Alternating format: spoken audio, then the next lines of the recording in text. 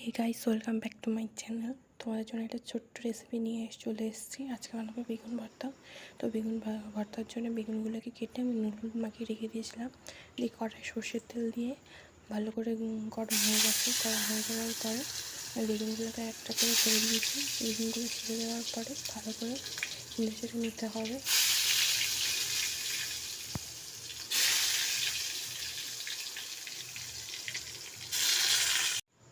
দেখতেই পাচ্ছ বেগুন ভাজাগুলো হয়ে এসছে। লাল কালার করে হলেই বেগুন ভাজাটা হয়ে যাবে। এই নুন মাখিয়ে রেখেছিলাম বলে বেগুনটা অনেকটা নরম হয়ে গেছে, সেই জন্য তাড়াতাড়ি হয়ে যাচ্ছে বেগুন ভাজাগুলো। তো বেগুন ভাজা এখানে হয়ে গেছে, লাল লাল করে ভেজে নিয়েছি বেগুনগুলো। ওই তেলেই আবার রসুনটাকে ভেজে নিতে হবে। রসুনগুলো দিয়ে ভালো করে ভাজতে হবে, নাহলে কাঁচা থাকতে পারে। তাই ভালো করে ভেজে নিচ্ছি। দেখতেই পাচ্ছ রসুনগুলোকে একই তেলে।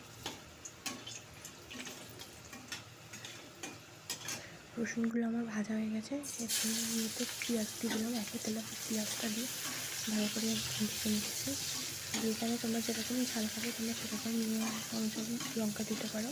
আমি কাঁচা লঙ্কা দিয়েছিলাম, শুকনো লঙ্কা দিইনি, কেন শুকনো লঙ্কাটা অতটা খাইনি, শুকনো লঙ্কা দিইনি।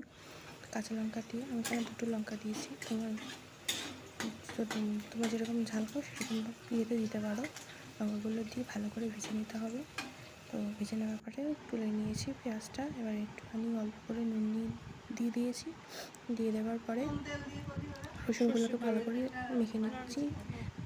আর এখানে পেঁয়াজটাকেও ভালো করে মেখে নিতে হবে। প্রচুর গরম ছিল, সেই জন্য আমি মাখতে পারছিলাম না।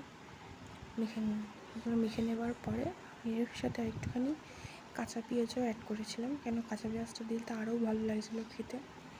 তোমরা একবার ট্রাই করে দেখতে পারো। এই যে দেখো আমি কাঁচা পেঁয়াজ দিচ্ছি অল্প করে, বেশি দিতে হবে না, অল্প করে দিলেই হবে। এই ভালো করে আরেকবার মেখে নিতে হবে। তোমরা এখানে কাঁচা সর্ষের তেলও অ্যাড করতে পারো। এখানে আমি দিইনি তেলটা, কেন অনেকটাই তেল আমি বেগুনগুলোকে ভেজেছিলাম আর বেগুনের গায়ে অনেকটা তেল লেগেছিলো, সেগুলো আমি তেল আর অ্যাড করলাম না। তোমরা তেল দিতেও পারো বা না দিতেও পারো। খেতে হেভি হয়েছিল, তোমরা একবার বাড়িতে ট্রাই করে দেখতে পারো।